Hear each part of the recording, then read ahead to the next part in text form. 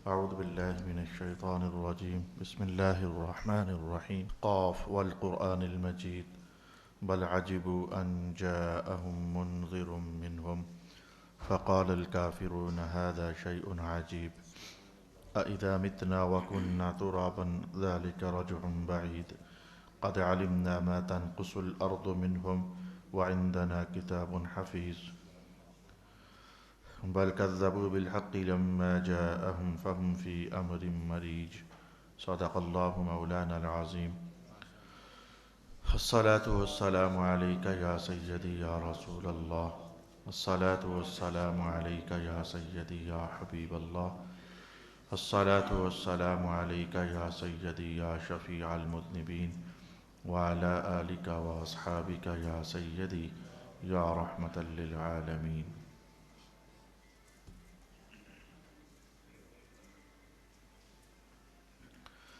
اللہ ہی کے نام سے شروع کرتا ہوں جو نہایت رحم فرمانے والا بہت مہربان ہے۔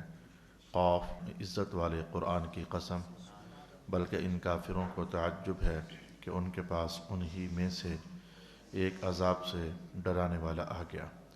پس کافروں نے کہا یہ بڑی عجیب بات ہے، کیا جب ہم مر جائیں گے اور مٹی ہو جائیں گے تو پھر زندہ ہوں گے؟ بے شک یہ لوٹنا عقل سے بعید ہے۔ بے شک ہم جانتے ہیں کہ زمین ان سے کتنا کم کرتی ہے اور ہمارے پاس ان کے اعمال کو محفوظ رکھنے والا صحیفہ ہے، بلکہ انہوں نے حق کو جھٹلایا جب وہ ان کے پاس آیا، سو وہ الجھن میں پڑے ہوئے ہیں۔ صدق اللہ مولانا العظیم۔ اللہ تعالیٰ کا فضل اور اس کا کرم ہمارے سامنے حال ہوا۔ سورہ قاف کا آغاز ہو چکا ہے۔ سورۃ قاف مختصر اور چند آیات بینات پر مشتمل ایک صورت ہے جو کہ اللہ تعالیٰ نے سرکار دو عالم علیہ الصلوۃ والسلام کے قلب اطہر پر مکہ کے ماحول میں نازل فرمائی۔ اب گزشتہ چونکہ بہت ساری صورتیں، اس سے قبل ہم 43 صورتیں ایسی ہیں جن کا مکی ہونے کے حوالے سے اور مدنی ہونے کے حوالے سے تعارف نامہ پڑھ چکے ہیں۔ مکی صورتوں کے مزاج کی کہانیاں ہم نے جان لی، مدنی صورتوں کے اندر کس طرح کے عنوانات پیش کیے جاتے ہیں یہ باتیں ہم نے جان لیں۔ آج بس میں ارادہ رکھتا ہوں کہ اختصار ہی کے ساتھ اپنے مضامین تک ہم فوراً رسائی حاصل کرنے کا اہتمام کریں۔ سب سے پہلی آیت قاف، آپ جانتے ہیں حروف مقطعات میں سے ہے۔ صلی اللہ علیہ حبیبہ محمد و آلہ وسلم۔ آج میں چلیں آپ کے سامنے یہ گفتگو عرض کر دیتا ہوں۔ حروف مقطعات جو ہیں یعنی کاف، ہا، یا، عین، صاد، یا، سین، طٰ، الف لام میم، الف لام را وغیرہ وغیرہ جو حروف مقطعات ہیں، بس ہم ایمان والے تو ایمان لاتے ہیں کہ اللہ تعالیٰ کا اور رسول پاک علیہ الصلوۃ والسلام کا آپس کا راز ہے، اس میں کچھ کہا گیا ہے لیکن ہمیں سمجھ نہیں ہے۔ رسول پاک علیہ الصلوۃ والسلام جانتے ہیں کہ اللہ تعالیٰ نے ان مختصر حروف کے اندر کیا پیغام اور کیا حکم ارشاد فرما دیا ہوا ہے۔ میں تو کہنا چاہوں گا کہ یہ تو پھر بھی ایسا ہے کہ حروف ہیں، قاف ہے تو صحیح نا، الف لام میم ہے تو صحیح نا۔ سرکار دو عالم علیہ الصلوۃ والسلام تو یہ خود ارشاد فرمایا کرتے تھے کہ مجھ پر جو اللہ تعالیٰ کی طرف سے احکام نازل ہوتے تھے، ایسا بھی ہوتا تھا، جو حضور کا اپنا مبارک بیان ہے، ایسا بھی ہوتا تھا کہ کلمہ ایک بھی اس میں نہیں ہوتا تھا، حرف ایک بھی اس میں نہیں ہوتا تھا۔ بس مجھے یوں محسوس ہوتا تھا جیسے شہد کی مکھیاں ہزاروں کی تعداد میں اڑیں تو جب بھن بھناہٹ محسوس ہوتی ہے، مجھے یہ آواز آتی تھی تو مجھے تب بھی پتہ چل جاتا تھا میرا اللہ مجھے کیا ارشاد فرما رہا ہے۔ رسول پاک صلی اللہ علیہ وآلہ وسلم کا حال تو یہ ہے۔ یہاں تو پھر بھی قاف ہے تو صحیح نا، یہاں تو پھر بھی الف لام میم ہے تو صحیح نا۔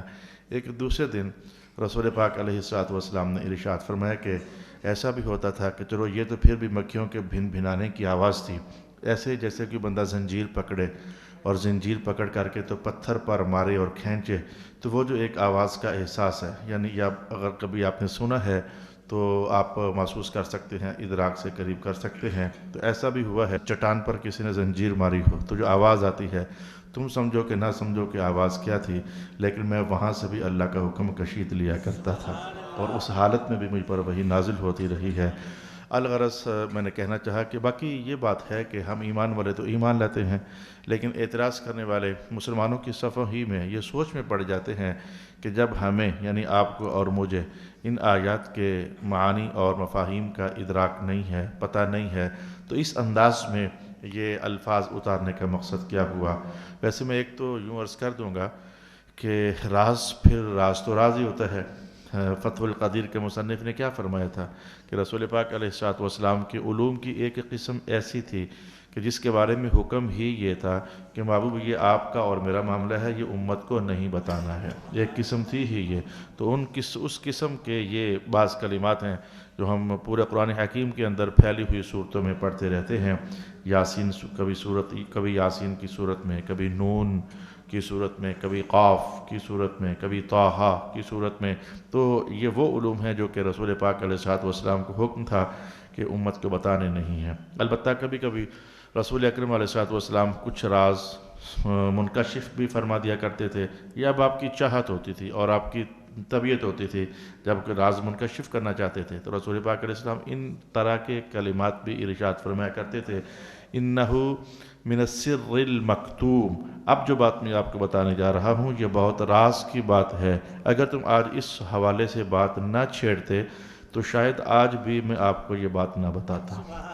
تو رسول پاک علیہ الصلوۃ والسلام کبھی کبھی اس عنوان کو سمجھا بھی دیتے ہوتے تھے۔ ویسے اگر میں آپ کو مذہب کے بعض مسائل کا حوالہ آپ کے سامنے رکھوں تو یہ تو کوئی بات نہیں کہ ہمیں سمجھ نہیں آتی، تو اگر ہمیں سمجھ نہ آئے تو کیا ہم ان کی آیات ہونے کا انکار کر دیں؟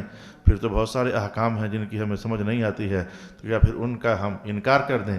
بلکہ جو اگلی آیت میں کافر لوگ کہہ رہے تھے کہ مرنے کے بعد کوئی نہیں اٹھنا، ہمیں نہیں سمجھ آتی کہ مرنے کے بعد بندے نے اٹھنا ہوتا ہے، تو وہ بھی تو اس طرح کی حرکت ہی کرتے تھے کہ جو بات سمجھ نہیں آتی تو اس کا انکار کر دیتے ہوتے تھے کہ مرنا تو ہم نے دیکھا ہے لیکن مرنے کے بعد اٹھنا ہمیں سمجھ نہیں آتا۔ یہ ہڈیاں جو ہیں جب بالکل بوسیدہ ہو جائیں گی تو پھر ہم اٹھا دیے جائیں گے، تو سمجھ نہ آنے پر انکار کی روش اختیار کرنا کم از کم یہ مسلمانوں کا طریقہ کار نہیں ہے۔ میں آپ سے پوچھنا چاہوں گا تو وضو تو سمجھ آتی ہے کہ بندے کو پاک کرتا ہے، نجاسات اتار دیتا ہے، گندگیاں اتار دیتا ہے، میل اتار دیتا ہے، آلائش اتار دیتا ہے، لیکن وضو کے بعد جب کوئی پانی نہ ہو تو تیمم بھی یہی کام کرتا ہے۔ کبھی آپ کو سمجھ آئی کہ وہ تیمم تو مٹی ہوتی ہے، وہ تو جسم پر لگنے پر، اور وہ تو الٹا چہرہ جو ہے وہ آلودہ ہو جاتا ہے، وہ تو داڑھی پر خاک کے ذرے اٹ جاتے ہیں، تو کیا تیمم مٹی ہو کر، ملوث کرنے والا ہو کر، آلودہ کرنے والا ہو کر کے وہ طہارت ویسی ہی دیتا ہے جیسی کہ طہارت وضو ادا کرتا ہے؟ یہ آپ کو کب سمجھ آئی ہے؟ تو یہ مجھے کب سمجھ آئی ہے؟ تو اگر وہاں تسلیم کیا جا سکتا ہے تو میرے پیارے بھائی، جناب حضرت علی کا وہ قول مبارک آپ کو کیا یاد نہیں ہے کہ آپ فرمایا کرتے تھے کہ موزے مٹی تو لگی ہوتی ہے نیچے اور گند مند تو لگا ہوتا ہے نیچے، لیکن حضور کا جو کہ حکم مبارک ہے کہ اوپر سے اس کو ہاتھ پھیرنا ہے پانی کا گیلا کر کے، تو اوپر پھیرنا ہی دین ٹھہرے گا، اپنی عقل کو اس میں دخل اندازی نہیں کرنے دیا جا سکتا ہے۔ میں کہتا ہوں یہ بات ہمیں بھلا کب سمجھ آئی ہے؟ وغیرہ ابھی آپ نے جو نماز پڑھی ہے، جو اعمال صالحہ ایک بار ہم وجود میں لے آتے ہیں، یقین جان لیجیے دوبارہ ہم ان کو پکڑ ہی نہیں سکتے، دیکھ ہی نہیں سکتے، سنبھال ہی نہیں سکتے۔ آپ نے کہا سبحان اللہ، بتاؤ کدھر گیا؟ آپ نے کہا اللہ اکبر، بتاؤ کدھر گیا؟ اس کا تو جسم ہی نہیں ہے، جسم نہیں تو اس کو محفوظ کیسے کیا جا سکتا ہے؟ آپ نے ابھی نماز پڑھی ہے اور زندگی بھر نمازیں پڑھتے چلے آ رہے ہو، آپ مجھے دکھا سکتے ہیں کہ آپ کی نمازیں کدھر ہیں؟ نماز تو ایک وجود کی حرکت کا نام ہے، حرکات کو محفوظ نہیں کیا جا سکتا ہے، حرکات کو سنبھالا نہیں جا سکتا ہے، لیکن قیامت والے دن یہ بات سمجھ آ رہی ہے کیا؟ لیکن حضور نے فرمایا ہے، قرآن نے کہا ہے، سمجھنی تو پڑے گی، والوزن یومئذ الحق۔ رب کائنات نے فرمایا نہیں ہے جو سجدے دے کر آئے ہو آج ان سجدوں کا وزن کیا جائے گا، جو تسبیحیں پڑھ کر آئے ہو آج ان تسبیحات کا وزن کیا جائے گا، وہ جو روزے رکھ کر آئے ہو، روزہ رکھنے میں تو کوئی عمل ہے ہی نہیں ہے بھئی، نماز میں تو پھر بھی کوئی مخصوص ایکٹیویٹیز ہیں، نماز میں تو مخصوص ایکٹیویٹیز ہیں، چلو ان کا تو پھر بھی کوئی بات تھوڑی بہت سمجھ آتی ہے، لیکن روزے میں تو کچھ بھی نہیں ہے۔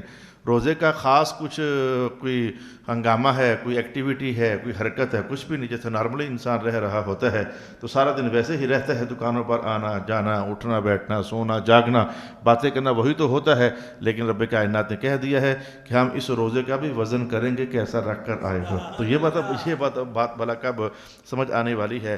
میں کہتا ہوں کہ ان شجرۃ الزقوم، طعام الاثیم، آگ کے اندر لکڑیاں جب ڈالی جاتی ہیں تو لکڑیاں جلتی ہیں، آگ بھڑکتی ہے، لیکن یہ بات کب سمجھ آنے والی تھی کہ مولا کائنات نے کہا کہ دوزخ کی بھڑکتی ہوئی آگ کے اندر ہم نے درخت بھی اگائے ہوئے ہیں، ان شجرۃ الزقوم، وہ جو دوزخ کی آگ ہے اس کے اندر ہم نے درخت اگائے ہوئے ہیں، اور وہ درخت جو ہیں وہ دوزخ والوں کی خوراک بن جائیں گے۔ آگ میں لکڑی کا پیدا ہونا اور پلنا اور بڑا ہونا اور پھر اس کا ہرا بھرا یا جس انداز کے اندر بھی رہنا، کیونکہ بات سمجھ آنے والی ہے۔ میں آپ سے عرض کروں، اگر ہم اس طرح مذہب شریف کو ٹٹولنے لگ جائیں گے اور تولنے لگ جائیں گے پھر تو معاملہ گڑبڑ ہو جائے گا۔ سمجھ نہ آنا اور پھر اس کو مان لینا چونکہ اللہ تعالیٰ نے فرمایا ہے، سمجھ نہ آنا اور پھر تسلیم کر لینا چونکہ رسول پاک صلی اللہ علیہ وآلہ وسلم نے ارشاد فرمایا ہے، اسی کا نام تو ایمان ہے۔ اللہ کا اللہ ہونا کدھر سمجھ آتا ہے؟ کس نے کبھی رب کریم کو دیکھا ہے؟ کس نے کبھی چھوا ہے؟ کس نے کبھی پرکھا ہے؟ کس نے کبھی پکڑا ہے؟ کچھ بھی تو نہیں ہے۔ تو ہمارے تو محسوس کرنے اور علم کے جو سورسز ہیں وہ یہی ہیں، کبھی ہم دیکھ کر علم پاتے ہیں، کبھی ہم پکڑ کر، کبھی چھو کر، کبھی سن کر، کبھی سونگ کر اور کبھی چکھ کر، لیکن اللہ تعالیٰ ہمارے حواس میں سے کسی حادثے میں آتا ہی نہیں ہے، لیکن پھر بھی تو مانا ہی ہوا ہے نا۔ تو لہذا واپس آئیے، اگر قاف کا علم بھی نہیں ہے، کاف ہا یا عین کا علم بھی نہیں ہے تو اتنا ماننے میں تو اپنی عافیت سمجھنی چاہیے۔ کیا میرے اللہ کریم، جب یہ تیرا اور تیرے حبیب کی محبت کا راز ہے تو راز محبوبوں کے درمیان ہی رہتا ہے، راز لیک نہیں کیا جاتا ہے، اور ہم ایمان لاتے ہیں تو نے جو دینا تھا دے دیا، حضور نے جو لینا تھا لے لیا۔ قاف والقرآن المجید۔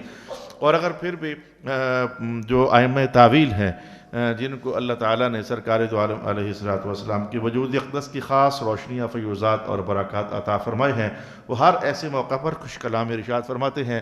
جیسے کہ آج میں کہتا ہوں کہ چلے ہم نے وہ تعارف نامے کے حوالے سے بہت کچھ نہیں بھی پڑھا، تو میں چلو اسی میں سے کچھ آپ کو پیش کر دوں۔ صلی اللہ علیہ حبیبہ محمد وآلہ وسلم۔ ابن عباس فرماتے ہیں کہ مجھے یہ علم پہنچا کہ اللہ تعالیٰ کے جو 99 نام ہیں وہ تو معروف ہیں، لیکن اللہ تعالیٰ کے 1000 نام ہیں۔ یہ قاضی ایاز کی تحقیق ہے۔ تو قاضی ایاز نے اللہ کے 1000 نام لیے کہاں سے ہیں؟ وہ ایسے کہ کوئی کسی صحابی سے، کوئی کسی صحابی سے، کوئی کسی صحابی سے۔ قاضی ایاز کہتے ہیں کہ مجھ تک یہ روایت پہنچی ہے کہ جناب حضرت علی المرتضیٰ اللہ تعالیٰ کو کبھی یوں بھی دعا کرتے ہوئے کلمات سے یاد کیا کرتے تھے، ہم دیکھیں یا اللہ، اے میرے رب، اللہ کریم، مولا جی، ہم اللہ تعالیٰ کو ان کلمات سے یاد کرتے ہیں۔ تو جناب حضرت علی رضی اللہ تعالیٰ عنہ اب کسی مخصوص موڈ میں ہوتے، اب یا اللہ، یا رب، یا رحمان، اے میرے کریم مولا، یہ نہیں، آپ کہتے یا کاف ہا یا عین صاد، یا کاف ہا یا عین صاد۔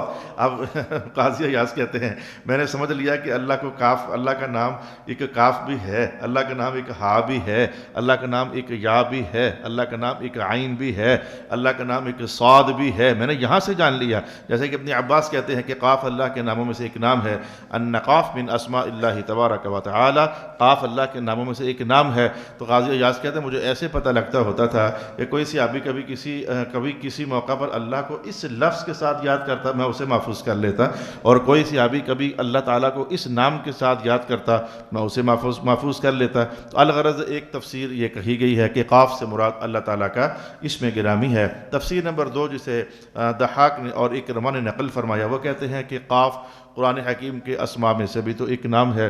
جیسے آپ کے ہاں نک نیم ہوتے ہیں کہ لفظ قرآن شروع تو قرآن سے ہوتا ہے، لیکن سب سے پہلے تو قاف ہی ہے، وہ جو قرآن کا سب سے پہلے قاف ہے وہ قاف ہی تو ہے۔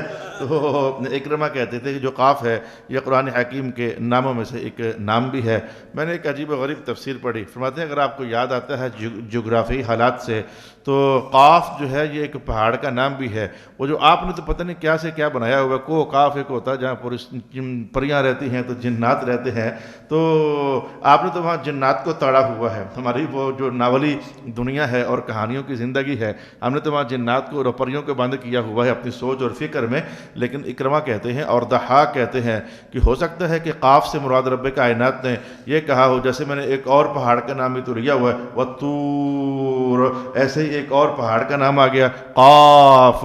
تو مولا یہ پہاڑوں کے نام تو انہیں ارشاد فرما دیے ہیں. کہا یہ مکے والے مانتے جو نہیں ہیں کہ ہم اللہ ہیں تو مرنے کے بعد زندہ کر سکتے ہیں, ان کو دیکھنا چاہیے کہ یہ پہاڑ کب ہوتے تھے. تو جس نے تہ در تہ چٹانیں جوڑ کر کے تو اتنے بڑے بڑے پہاڑ قائم کر دیے ہیں, تو اس اللہ کے لیے 5-6 فٹ کے بندے کو دوبارہ مٹی سے بنا دینا کیا مشکل ہو سکتا ہے صلی اللہ علیہ وآلہ وسلم. اگرچہ وہ جو قاف ہے, جو کوہ قاف جسے کہا جاتا ہے, ہماری تو کہانیوں کی دنیا میں تو وہ ایک جنوں اور پریوں کا دیس اور بستی سے ہم اس کو جانتے ہیں, لیکن اکرما کہتے ہیں کہ وہ جو جتنا دنیا بھر میں زمرد چلتا ہے تو اللہ تعالیٰ جیسے ہماری نمک کی کھان ہے, وہ نسلیں کھاتی ختم ہو گئیں لیکن اندر سے نمک نکلتا ہی چلا جا رہا ہے.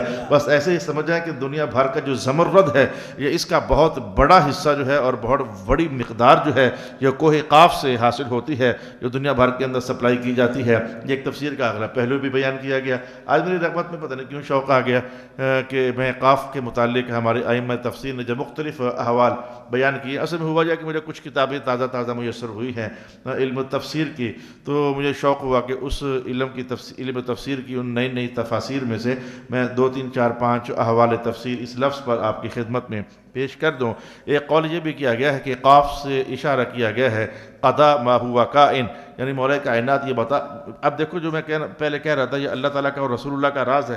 اب راز تو پھر کوئی لیک کرے تو راز ہوتا ہے, لیک ہوتا ہے. اور جناب عبداللہ ابن عباس جیسی ہستیاں کہتی ہیں میں تو راتوں کو اسی لالچ میں حضور پاک علیہ الصلوۃ والسلام کے گھر جایا کرتا تھا تاکہ آج کوئی راز کھل جائے, آج کوئی راز کھل جائے, آج کوئی راز کھل جائے. اور رسول پاک علیہ الصلوۃ والسلام راز کھولا بھی کرتے تھے. یہ چند دن پہلے مجھے کسی عجیب بات بتاؤں, مجھے کسی آستانے سے یہ عنوان دیا گیا تھا کہ شریعت کے راز بتاؤ. یا اللہ, یہ صوفیہ جو لوگ ہوتے ہیں وہ تو پتہ نہیں ان کی ٹھڑک کیا تھی یا ان کا مطالبہ کیا تھا, شریعت کے راز بتاؤ. اچھا مجھے جو حدیثیں میسر ہو سکیں کہ ایک اس چیز کو بھی حضور نے راز قرار دیا, ایک اس چیز کو بھی حضور نے راز قرار دیا, ایک اس چیز کو بھی حضور نے راز قرار دیا.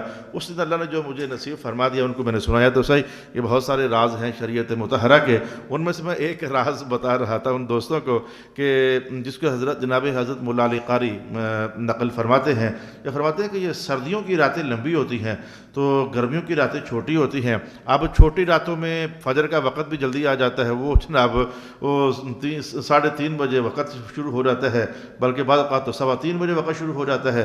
جب فجر کا وقت 3:15 شروع ہوتا ہے تو تہجد اس سے پہلے ہوئی. اچھا اب آج کل سردیوں کی رات ہے تو سردیوں کی رات میں فجر کا وقت شروع ہو رہا ہے 4 کچھ منٹوں پر, تو 4 بجے تک تہجد کا ٹائم ہوا. تو کبھی تہجد کا ٹائم 2:30 بجے ہوتا ہے, کبھی 2 بجے ہوتا ہے, کبھی 3 بجے ہوتا ہے, اور راتیں لمبی ہو جائیں تو 3:30 ہو جاتا ہے, اور راتیں لمبی ہو جائیں تو 4 بجے ہو جاتا ہے. تو مولا علی قاری کہتے ہیں کہ یہ جو حدیث میں آتا ہے کہ تہجد کے ٹائم ککڑ بولتا ہے, یہ اس ککڑ کو بتاتا کون ہے کہ تہجد کا ٹائم ہو گیا. اللہ اکبر, یہ مرغا واقعی بولتا ہے. وہ بھائی ہم نے مرغے رکھے ہیں. ایک زمانہ ایسا بھی تھا, میرے والد صاحب جو ہے وہ دیہات کی زندگی میں بڑے خوش رہا کرتے تھے. ہم نے 250 مرغ بھی کبھی رکھے, ایسا بھی ہوا, جانور رکھے, یہ بھی ایسا بھی ہوا. تو اس مرغ کو بتاتا کون ہے کہ یہ تہجد کا وقت ہوگا تو ذرا بولنا ککڑو کڑوں. اچھا اس کے ککڑو کڑوں کرنے کو رسول پاک علیہ السلام نے تعبیر دیا اور فرمایا کہ لا تسبوا الدیک فإنہ یؤذن. حدیث کے الفاظ ہیں کہ اس مرغے کو گالیاں شالیاں نہ دیا کرو, یہ اذانیں دیتا ہے. رسول پاک علیہ السلام نے اس کے بولنے کو اذان قرار دیا. اچھا تو ایک دن تو حضور نے یہ راز بھی کھول دیا, یہ مرغا اذان بلا دیتا کب ہے. اچھا جو اب میں یہ حدیث کہنے جا رہا ہوں اور جس کی خاطر میں پیچھے سے چلا آ رہا ہوں, لگتا ہے دونوں باتیں ایک ہی ہیں, اور اگر ایک نہیں بھی ہیں تو قریب کم از کم ضرور ہیں.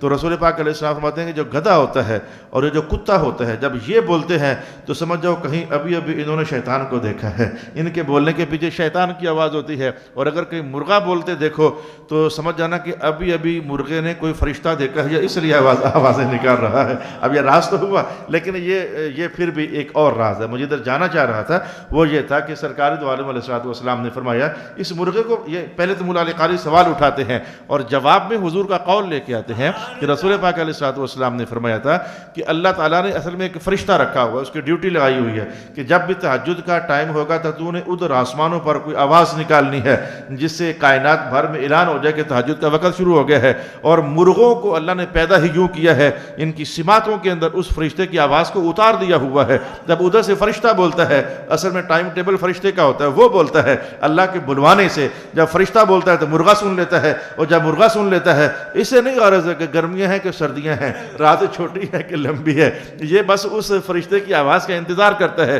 جو ہی فرشتہ بولتا ہے اور ادھر فوراً مرغا کہتا ہے کوکڑوں کڑوں اٹھو بھی تہجد کی نماز کا ٹائم ہونا چاہتا ہے. یا راز تو راز ہے، تو جب حضور راز کھول دیں تو حضور کی بڑی مہربانی اور حضور کی کرم نوازی. تو قاف سے کبھی یہ راز بھی کھولا گیا کہ اللہ تعالیٰ ارشاد فرما رہا ہے قضا ما کائن، قضا ما کائن. لوگوں یہ بات جان لو، جو کچھ ہم نے ارادہ کیا ہوا تھا کہ ہم نے کرنا ہے تو قضا سمجھو ہم نے کر دیا ہوا ہے، ہمیں کوئی روکنے والا نہیں ہے. یہ قاف سے وہ اس طرف اشارہ کر دیا گیا قضا ما کائن، جو ہم نے ارادہ کرنا تھا وہ ارادہ ہم نے کر لیا ہوا ہے. الصلاۃ والسلام علیکہ یا سیدی یا رسول اللہ وعلی آلک واصحابک یا سیدی یا حبیب اللہ. اور ایک بڑا طبیعت میں اترتا قول تفسیر کا آج اللہ کریم نے مجھے یہ بھی نصیب فرمایا کہ قاف کے بعد اگر فوراً دیکھیں تو الفاظ یہ ہیں والقرآن المجید، اور یہ واو جو ہے یہ قسم کی ہے، یہ واو جو ہے یہ قسم کی ہے. تو اگلے الفاظ یہ ہیں کہ والقرآن المجید، قسم ہے عزت والے قرآن کی. قرآن مجید جو آپ لفظ بولتے ہو وہ یہ لکھا ہوا ہے قرآن مجید ہے، یہ قرآن پاک کے الفاظ ہیں والقرآن المجید. تو عزت والے قرآن کی قسم، یہ رب کائنات قسم کی. لیکن ائمہ تفسیر نے کہا کہ یہ کیسے ممکن ہو سکتا ہے کہ کسی اللہ تعالیٰ قسم کرے اور اس قسم کی جان محمد مصطفیٰ نہ ہو. قرآن پاک تو کہتا ہے ہم تو مکہ کی قسم بھی نہیں کریں گے محبوب جب تک آپ مکہ میں موجود نہیں ہوں گے. یہ میں نے کسی زمانے میں آپ کو یہ تفسیر بتائی ہے. آپ ہوں گے تو مکہ کی قسم کریں گے، آپ مکہ میں نہیں ہوں گے تو ہم مکہ کی قسم ہی نہیں کریں گے. تو ائمہ تفسیر نے کہا کہ قاف سے مراد پھر کیا ٹھہری؟ والقرآن المجید سے تو معنی یہ بنا کہ قرآن عظیم کی قسم اور قرآن عزیز کی قسم، عزت والے قرآن کی قسم. اور جو قاف ہے اس میں واو حرف قسم محذوف ہے، اور معنی یہ ہے کہ ادھر قرآن عظیم کی قسم اور جس قلب محمد پر نازل ہوتا تھا اس قلب محمد کی بھی قسم. قاف والقرآن المجید، قرآن کی بھی قسم اور حضور کے مبارک قلب اطہر کی بھی قسم. یہ ایک تفسیر کا قول یہ بھی نقل کیا گیا. اچھا، اور بھی اقوال تفسیر موجود ہیں جو کہ قاف پر ارشاد فرمائے گئے ہیں، لیکن آج میں آپ کے سامنے ایک تیسری، یا آج تک ویسے میں نے یہ بات آپ کے سامنے نہیں کی ہے، مجھے بالکل یاد پڑتا ہے جب میں صورتیں شروع کرتا ہوں تو کچھ تعارف نامہ پیش کرتا ہوں، لیکن کبھی میں نے یہ بات آپ کے سامنے نہیں کی ہے. آج میں آپ کے سامنے یہ بات بھی کر دیتا ہوں. صحابہ رضوان اللہ تعالی علیہم کی محنتوں کو ہزاروں سلام. ایک صحابی کہتے ہیں میں نے بڑا غور کیا، رسول پاک علیہ السلام فجر کی نماز میں اکثر سورۃ قاف والقرآن المجید پڑھا کرتے تھے. ایک صحابی کہتے ہیں کہ میں نے جو جج کیا رسول پاک علیہ السلام کو، میں نے یہ سورۃ قاف یاد کیسے کی؟ وہ کہتے ہیں میں نے یہ سورۃ قاف کیسے یاد کی؟ کہتے ہیں جب بھی میں حضور کے پیچھے جمعہ پڑھنے آتا تو اکثر دنوں میں حضور خطبے کے اندر یہ سورۃ تلاوت کرتے ہوتے تھے. نماز تو نماز ہے لیکن خطبے کے اندر حضور یہ سورۃ تلاوت کرتے ہوتے تھے. تو میں نے حضور کے خطبے سن کر کے یہ ساری سورت یاد کر لی، قاف والقرآن المجید. اور میں نے ایک صحابی کے الفاظ یہ بھی اللہ تعالیٰ نے مجھے پڑھنے نصیب فرمائے کہ رسول اکرم صلی اللہ علیہ وآلہ وسلم اس سورت کو کبھی ظہر کی نماز کے اندر تلاوت فرما دیتے، اس سورت کو کبھی سرکار دو عالم جمعہ کی نماز کے اندر تلاوت فرما دیتے. آپ مجھ سے پوچھ سکتے ہیں کہ حضرت یہ جمعہ کی نماز میں تلاوت ہوئی، یہ تو بات کو سمجھ آتی ہے، یہ ظہر کی نماز میں اگر حضور تلاوت کرتے بھی تو بعد والوں کو کدھر پتہ لگ سکتا ہے کہ حضور نے کیا تلاوت کیا ہے؟ ہاں جی، آپ کے ذہن میں یہ چھوٹے چھوٹے سوال آنے چاہیے. لیکن جناب حضرت عمر ابن الخطاب کبھی کبھی نماز پڑھاتے ہوئے پتہ کیا کرتے ہوتے تھے؟ نماز جہاں سے شروع کرتے ہیں سبحانک اللہم، اس کے بعد آہستہ پڑھتے. ایک دن ایک بندے نے پوچھ لیا یہ کبھی کیا سبحانک اللہ اونچی کیوں پڑھتے ہیں؟ سبحانک اللہم وبحمدک، یہ کبھی کبھی آپ اونچی کیوں پڑھتے ہیں؟ تو جناب عمر کہنے لگے تمہیں بتانے کے لیے کہ یہ جگہ خاموش رہنے کی نہیں ہوتی، اس میں یہ کلام پڑھنا ہوتا ہے تمہیں بتانے کے لیے. اور پھر ہمیں حضور بتایا کرتے تھے، ہمیں حضور سمجھایا کرتے تھے کہ کہاں کیا پڑھنا ہے. اچھا جناب عمر کیسے سمجھایا کرتے تھے؟ کہتے ہیں ہمیں پتہ ہے کہ حضور ظہر میں واللیل اذا یغشا پڑھتے تھے، ہمیں پتہ ہے کہ حضور ظہر عصر میں والشمس وضحاہا پڑھتے تھے، ہمیں پتہ ہے کہ رسول پاک علیہ السلام ظہر اور عصر میں فلانی فلانی سورت پڑھتے تھے. اچھا جناب آپ کو کیسے پتہ ہے؟ میں نے آپ کو کر کے نہیں بتایا سبحانک اللہم وبحمدک. جس دن حضور نے کوئی صورت پڑھنی ہوتی نا تاکہ امت کو پتہ لگ جائے میں ظہر اور عصر میں پڑھتا کیا ہوں، تو حضور بھی پہلا لفظ اونچی پڑھ کے باقی ساری صورت آرام سے پڑھا کرتے تھے اور اس میں آواز کو خاموش کر لیا کرتے تھے۔ اب جو میں نے یہ جو میں نے آپ کے سامنے بات کی، فجر کی نماز میں رسول پاک علیہ السلام کبھی 100 آیتیں پڑھ لیتے، کبھی 150 آیتیں پڑھ لیتے، کبھی 300 آیتیں پڑھ لیتے۔ یہ جو میں نے آپ کے سامنے نمازوں کا منظرنامہ، خطبے کا منظرنامہ آپ کے سامنے رکھا ہے، میں کہتا ہوں کہ صحابہ کی باریک نظر سے اگر حضور کو غور سے دیکھنا، محفوظ کرنا، حضور کی ادائیں سمیٹنا نہ ہوتا تو یقین جانا کہ ہمیں پتہ نہ چلتا حضور کب کہاں کرتے کیا کیا ہوتے تھے۔ یہ جناب ابوبکر کی مہربانی ہے، یہ جناب مولا حیدر کرار کی امت پر شفقت ہے، یہ جناب عمر کا احسان ہے، یہ جناب عثمان ابن عفان کی یہ محنتیں ہیں کہ آج اگر کوئی پوچھے کہ تہجد میں حضور کیا پڑھتے تھے، ظہر میں کیا پڑھتے تھے، عصر میں کیا پڑھتے تھے، تو جواب کی دور سے ڈھونڈنا نہیں پڑے گا۔ مدینہ اور مکہ کے صحابہ آوازیں دے دے کر کہتے ہیں کہیں سے جواب نہ ملے تو ہم سے پوچھ لینا، ہمیں پتہ ہے کہ کہاں حضور یاسین پڑھا کرتے تھے، کہاں حضور قاف والقرآن المجید پڑھا کرتے تھے۔ انہوں نے حضور کی اداؤں کو سنبھالا، نماز کی ادائیں، عبادات کی ادائیں، حضور کے رہن سہن کی ادائیں،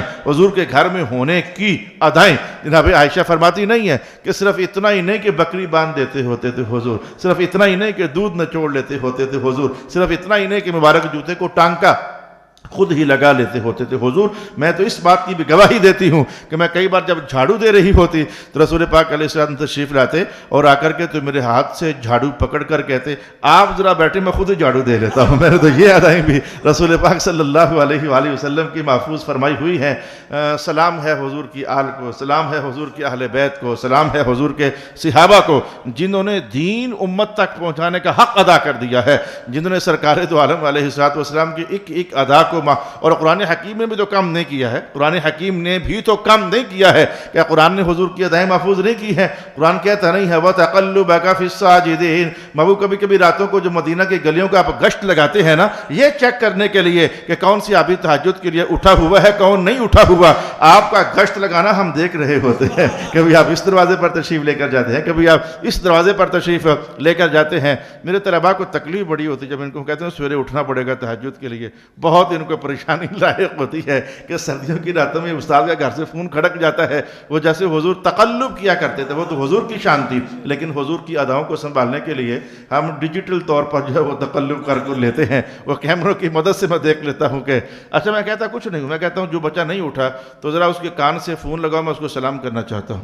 میں کہتا ہوں السلام علیکم، یہی بڑا ہوتا ہے، ڈرنے شرنے کے لیے یہی بڑا ہوتا ہے، اٹھ جانا پڑتا ہے۔ اور بھائی میرا یہ آپ کو پریشان نہیں کرتا ہوں، یہ اصل میں حضور کی طریقہ کار ہے کہ تہجد پڑھنے والوں کو بھی رسول پاک صلی اللہ علیہ وسلم چیک کیا کرتے تھے کہ آج تہجد کے لیے کوئی اٹھا ہے یا کہ نہیں اٹھا ہے۔ اچھا دماغ میرا ادھر گیا، قرآن پاک نے حضور کی ادائیں محفوظ کی، صحابہ نے، صحابیات نے، ازواج مطہرات نے سرکار دو عالم صلی اللہ علیہ وآلہ وسلم کی ادائیں۔ میں تو یہاں تک بھی جانتا ہوں ایک ادا جو میرے علم میں، یعنی دیکھو کم علم کی بات کرتا ہوں، ایک ادا ایسی بھی ہے جو حضور سے ایک ہی بار سرزد ہوئی، وہ سے بھی محفوظ کیا گیا، لا الہ الا اللہ۔ یہ مجھے دو ادائیں، ایسی دو ادائیں یاد آ گئی، یا اللہ یا اللہ یا اللہ، ایسی دو ادائیں یاد آ گئی۔ ایسا ہوا کہ رسول پاک علیہ السلام نے آج سلام پھیرنے کے بعد نماز کا، ویسے آپ جانتے ہیں کہ یا حضور اکثر قبلے کی طرف منہ فرما لیتے یا پھر دائیں طرف منہ فرما لیتے، اور اگر دیر تک بیٹھنا ہوتا تو رسول پاک علیہ السلام صحابہ کی طرف منہ کر کے تو آپ بیٹھا کرتے تھے۔ اور ایسا فجر کے بعد ہوتا تھا کہ دیر تک حضور نے وہ سورج نکلنے کا انتظار فرمانا ہوتا۔ یہ ادائیں تو ہوگی کثیر، لیکن کیا یہ ادا آپ کو یاد ہے؟ کبھی میں نے بتائی تو ویسے تھی، مجھے اب تھوڑا تھوڑا یاد آنا شروع ہو گیا ہے۔ ایک دن رسول پاک علیہ السلام نے بالکل بائیں طرف منہ کر کے سلام پھیر کر ادھر منہ کر کے بیٹھ گیا۔ اب یہ ایک ہی بار ایسا ہوا تو صحابہ نے تو اسے بھی محفوظ کیا ہوا ہے، اور بھائی ایک بار ادھر بھی منہ کر لینا چاہیے۔ اچھا یہ مجھے اس دن چلا پتا جب حدیث پڑھنا نصیب ہو گئی، لیکن میں نے ایک دن شاہ صاحب محترم کو دیکھا دوران تعلیم کہ ہمیشہ ادھر ہی منہ کر کے آپ جیسے کہ ہمارے امام کرتے ہیں، تو ایک دن ادھر منہ کیا ہوا۔ ہم طالب علم لوگ جو ہوتے ہیں ہمارا پھر شوق ہوتا ہے یہ کہ ہوا کیا ہے، ہم نے کہا شاہ جی خیر تھی آج آپ نے ادھر منہ کیا ہے، کہنے لگے حضور نے بھی ایک بار کیا تھا، آج میں نے وہ سنت ادا فرمائی ہے کہ رسول پاک علیہ السلام نے بھی ایک بار منہ ادھر کیا تھا۔ ایک بار ایسا بھی ہوا کہ رسول اکرم علیہ السلام نے دعا ہی نہ فرمائی، نماز ختم کی دعا ہی نہ فرمائی، دعا کیے بغیر جلدی سے حضور اٹھے اور اپنے گھر تشریف لے کر چلے گئے۔ یعنی اب دھیان میں یہ باتیں آنا شروع ہو گئی کہ رسول پاک علیہ السلام کی کتنی مختصر اور کم عدد میں واقع ہونے والی اداؤں کو بھی حضور کے صحابہ نے تو محفوظ کر کے رکھا ہوا تھا۔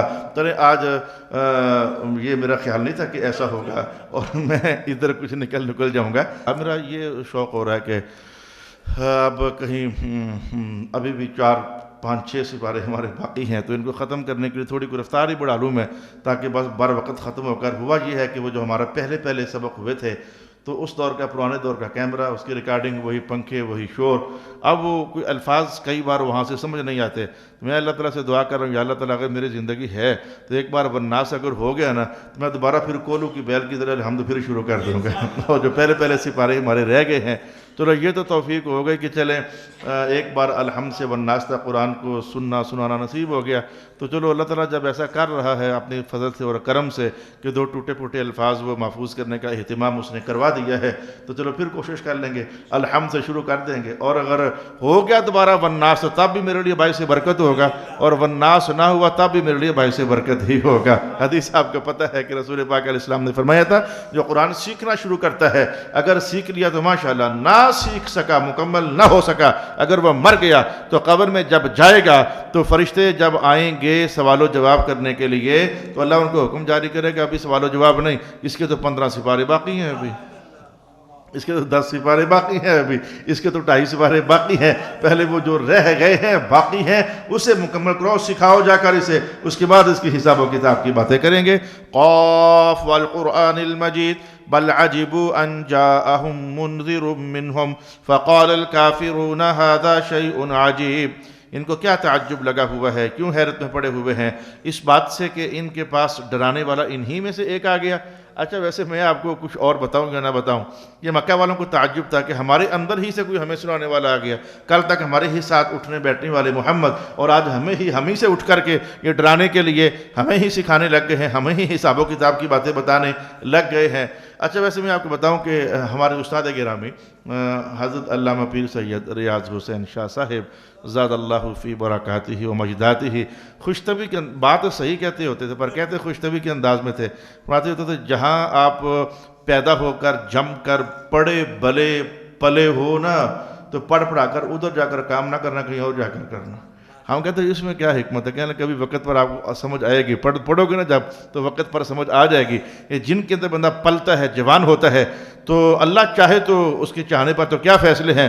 جسے آپ کہتے ہیں کہ گھر کا پیر ہولا ہوتا ہے، تو گھر کا پیر جو ہولا ہوتا ہے، رولے والی باتیں ہیں صحیح۔ اب ایک مکہ والے جملے سے سمجھ آتی نہیں بات آپ کو کہ ان کو تعجب لگا ہوا ہے، ہمارے ہی میں سے ایک بندہ اور ہمیں ڈرا رہا ہے اٹھ کر کے، ان کو کتنا تعجب لگا ہوا ہے، تو یہ جلدی ماننے کے لیے تیار نہیں ہوتے۔ خاص کر کے اس علاقے جو بابے ہوتے ہیں وہ کہتے ہیں ساڑھے ہتھا نہ جمیا سانوں کو لبے کرنا ہے۔ لو یہ بھئی جو ہاتھوں سے جمع ہوتا ہے تو کیا باتیں نہیں کر سکتا وہ؟ اگر وہ علم پا گیا ہے، وہ سیکھ گیا ہے، اگر وہ حلال حرام تک رسائی اس کی ہو گئی ہے، اللہ نے رحمت کا رخ اس کی طرف کر دیا ہے، اور تم ابھی تک بے بہرا ہو، اندھیروں میں ہو، خالی ہو، تو کیا وہ تمہیں سمجھا نہیں سکتا ہے؟ کیا مصطفیٰ کریم علیہ السلام مکہ والوں میں پلے بڑے جوان ہوئے، وہ سارے اندھیرے میں تھے، اور حضور رحمت عالم روشنیوں کے آسمان پر کھڑے ہو کر اور نور کے افق پر کھڑے ہو کر کیا ان کو اب سمجھانا چھوڑ دیں؟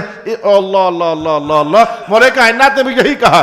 آج ہم ہیں 26ویں سپارے میں، مولا کائنات نے پہلے ہی سپارے میں کہہ دیا تھا محبوب چونکہ آپ ادھر پڑے بلے ہیں، پیدا ہوئے ہیں، پلے ہیں، جوان ہوئے ہیں، بات یہ ہے سواء علیہم انذرتہم ام لم تنذرہم لا یؤمنون، بٹ ان کو بتائیں یا نہ بتائیں، ڈرائیں یا نہ ڈرائیں، انہوں نے ماننا موننا ویسے نہیں ہے۔ ہو سکتا ہے کہ پیچھے کہانیوں میں سے ایک کہانی یہ بھی ہو، ٹھیک ہے کہ یہ کہانی بھی ہے کہ ان کے دلوں پر مہر ہے، ٹھیک ہے کہ یہ کہانی بھی ہے ان کے دل بڑے سخت ہیں، لیکن پیچھے کوئی ریزن یہ بھی تو ہو ہی سکتی ہے کہ چونکہ آپ ان میں رہے ہیں تو کہیں ایسا نہ ہو کہ یہ کہیں کہ یہ تو ادھر ہی کے ہیں۔ وہ کہتے ہوتے تھے، مکہ والے کہتے ہوتے تھے اگر اللہ نے کوئی نبی بھیجنا ہی تھا تو فرشتہ بتا کر بھیجتا نا، اگر اللہ نے کسی کو نبی بنانا ہی تھا تو فلانے شہر سے آتا نا، وہ فلانے شہر سے سقفی کی طرف اشارہ کیا کرتے تھے، اسے اللہ تعالیٰ رجلین من قریتین عظیم کے الفاظ قرآن حکیم نے نقل فرما دیے۔ قرآن کا ایک اسلوب ہے صحیح کہ جو گھر کا پیر ہولا ہوتا ہے، یہ کہانی کہیں نہ کہیں قرآن پاک سے جڑتی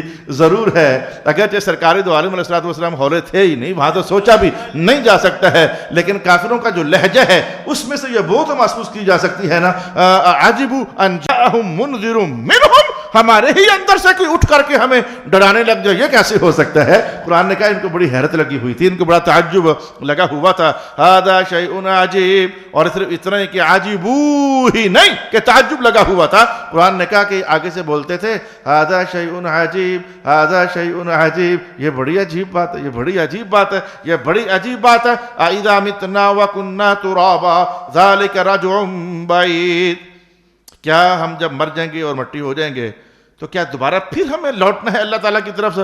اصل میں ان کے دل میں یہ تھا کہ ہم دیکھتے ہیں کہ یہ مٹی کے ذرے جب آپس میں مل جاتے ہیں نا، تو یہ تو ان کو پتا تھا کہ چند سالوں کے بعد کئی بار زمینیں کھودی گئیں، کئی بار قبریں بنائی گئیں، تو اندر گوشت گل گیا، سڑ گیا، مٹی بن گیا. اور ولید بن مغیرہ تو قبرستان سے بوسیدہ ہڈی بھی اٹھا کر لے آیا تھا اور آ کر کہتا تھا من یحیی العظام وہی رمیم، اتنی بوسیدہ کہ 2 انگلیوں کے زور سے پس رہی تھی. تو اس نے کہا اس سے اللہ تعالیٰ دوبارہ اٹھائے گا، من یحیی، کون اسے زندہ کرے گا؟ حضور پاک علیہ الصلوۃ والسلام نے بڑی آہستگی کے ساتھ سنجیدہ جواب دیا، جس نے پہلی بار بنایا تھا وہ دوسری بار بھی بنا سکتا ہے. من یحیی العظام وہی رمیم قل یحییھا الذی انشأھا اول مرہ، جو ایک بار بنا سکتا ہے، پہلی مرتبہ بنا سکتا ہے، وہ دوسری مرتبہ بھی بنا سکتا ہے، تیسری مرتبہ بھی بنا سکتا ہے. تو مولا کائنات نے آج یہاں آ کر کے، وہاں جواب اور تھا، جس نے پہلی بار بنایا وہی دوبارہ اٹھائے گا. تو یہاں وہ سوچتے یہ تھے کہ ہڈیاں پرزے ہو جائیں گے، ذرے ہو جائیں گے، مل جائیں گے، تو پھر ان کو جدا کون کرے گا؟ اور پھر کوئی 2-4 بندے تھوڑے ہونے ہیں، خربوں کے حساب سے بندے ہوں گے، ان کے ذرات جب مکس ہو جائیں گے ان کو الگ کون کرے گا؟ مولا کائنات نے کہا قد علمنا، ہمیں سارا پتہ ہے، ما تنقص الارض، زمین کیا کم کر رہی ہے، ہم سارا جانتے ہیں زمین کیا کم کر رہی ہے. اچھا، اس کا ایک معنی یہ ہے کتنے کو مر گئے ہیں، زمین میں جتنے کم ہو رہے ہیں ہم ان سب کو جانتے ہیں، لیکن دوسرا معنی اس سے بھی قوی تر ہے کہ زمین کیا کم کر رہی ہے. بات یہ ہے کہ حضور رحمت عالم علیہ السلام خود فرماتے ہیں قبر کے اندر کے احوال مختلف ہیں. کچھ لوگ ایسے ہیں کہ جن کے جسموں کو مٹی کھا جاتی ہے، رسول اللہ علیہ السلام نے فرمایا کچھ لوگ ایسے ہوتے ہیں جن کی جسموں کو، گوشت کو مٹی کھا کر کے مٹی بن جاتی ہے دوبارہ، اور کچھ ایسے ہوتے ہیں کہ جن کے جسموں کو اللہ مٹی کھا جائے محفوظ کر لیتا ہے. ان میں سے حفظ والا بھی ہے اور ان میں سے علماء بھی ہیں اور ان میں سے انبیاء تو سر فہرست ہیں کہ اللہ پاک ان اللہ حرم، اللہ نے حرام کر دیا کہ اللہ تعالیٰ کی زمین نبیوں کے جسموں کو کھائے، اللہ نے اس بات کو حرام کر دیا. اچھا، جسموں کو کھایا جاتا ہے قبر کے اندر. آپ سمجھے مولا کائنات نے کہا قد علمنا، پہلے دن کتنا گوشت کھایا جا چکا، مٹی میں مل گیا، ہمیں پتہ ہے. اگلے دن کتنا کم ہوا، ہمیں پتہ ہے. اگلے دن کتنا کم ہوا، ہمیں پتہ ہے. کرتے کرتے سرکار فرماتے ہیں کہ ایسا بھی ہو جاتا ہے کہ ریڑھ کی ہڈی کے جو سب سے نیچے نوک دار چھوٹا سا ذرہ ہوتا ہے، حضور فرماتے ہیں اسے اللہ تعالیٰ بالکل کسی کا بھی کھانے نہیں دیتا، وہ سب کا سلامت رہتا ہے. ڈی این کا تعلق بھی اسی کے ساتھ ہی ہوتا ہے، تو وہ سب کا سلامت رہتا ہے. تو مولا کائنات نے کہا تمہیں یہ ہے کہ یہ ذرے مل جائیں گے، پتہ کیسے چلے گا کون سا ذرہ کدھر کا ہے؟ ہم نے یہ پتہ چلوانے کے لیے ایک بار جناب ابراہیم علیہ السلام کو تجربہ بتایا ہوا ہے. ہم نے جب ان سے کہا تھا 4 پرندے پکڑ لو، ان کا قیمہ کر دو، قیمہ مکس کر دو، پہاڑوں کی چوٹیوں پر ڈال دو، یہ تیسرا سپارہ ہے. اور پھر فَصُرْهُنَّ إِلَيْكَ، پھر اس کو آواز دو، پھر دیکھنا وہ چاروں کے چاروں پرندے، گوشت کی بوٹی ادھر سے اڑے گی ادھر جائے گی، ادھر سے اڑے گی ادھر جائے گی، ادھر سے اڑے گی ادھر آئے گی. تو جو بوٹیاں اور قیمہ مکس کر دیا ہوا تھا، تو جناب ابراہیم کہتے ہیں میں دیکھ رہا تھا وہ جو ککڑ کی بوٹیاں تھیں وہ ککڑ ہی میں واپس آ رہی تھیں، جو کوے کی بوٹیاں ہڈیاں تھیں وہ ادھر ہی اڑ کر کے واپس جا رہی تھیں. دیکھتے ہی دیکھتے ککڑ بھی سامنے ہو گیا، دیکھتے ہی دیکھتے کوا بھی سامنے ہو گیا. وہ چاروں کے چاروں پرندے جو ہیں وہ بالکل تیار ہو کر سامنے آ گئے. تو اللہ تعالیٰ نے یہ نظارہ جناب ابراہیم کے ذریعے امتوں کے سامنے رکھا ہوا ہے. تو قد علمنا ما تنقص الارض منهم وعندنا کتاب حفیظ، اور ہمارے پاس ایک کتاب ہے جس کے اندر یہ سارا محفوظ ہے. ہمارے جسم کی بوٹیاں محفوظ ہیں، ہمارے جسم کی ہڈیاں محفوظ ہیں، کون سا ذرہ اڑ کر کہاں جا چکا ہے ہم نے وہاں محفوظ کر رکھا ہے. بل کذبوا بالحق لما جاءهم، بلکہ تکذیب کرتے ہیں اس حق کی جب ان کے پاس آ جاتا ہے. فہم فی امر مریج، یہ بہت ساری الجھنوں میں پڑے ہوئے لوگ ہیں. صدق اللہ مولانا العظیم.